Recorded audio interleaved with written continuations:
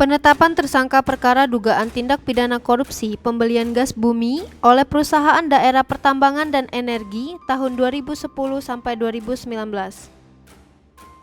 Ternyata bukan Alex Nurdin saja, tetapi bersama Mudai Madang.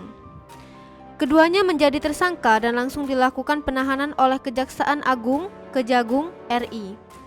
Penahanan mantan Gubernur Sumsel tersebut di Rutan Kelas 1 Cipinang Cabang Rutan KPK. Sedangkan Mudai Madang ditahan di Rutan Salemba Cabang Kejaksaan Agung.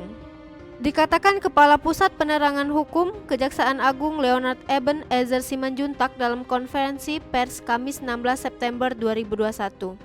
Ia menjelaskan keduanya ditahan selama 20 hari terhitung hari ini.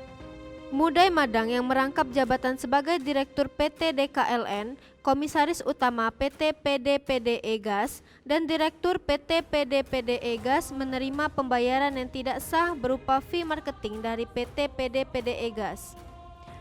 Kerugian keuangan negara yang ditimbulkan dalam perkara ini mencapai 30.194.452.079 dolar Amerika Serikat.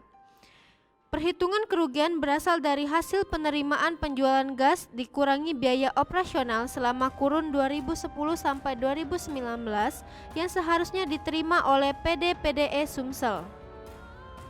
Selain itu, ada pula kerugian negara senilai 63.750 dolar Amerika Serikat dan 2,13 miliar berupa setoran modal yang tidak seharusnya dibayarkan oleh PD-PDE Sumsel.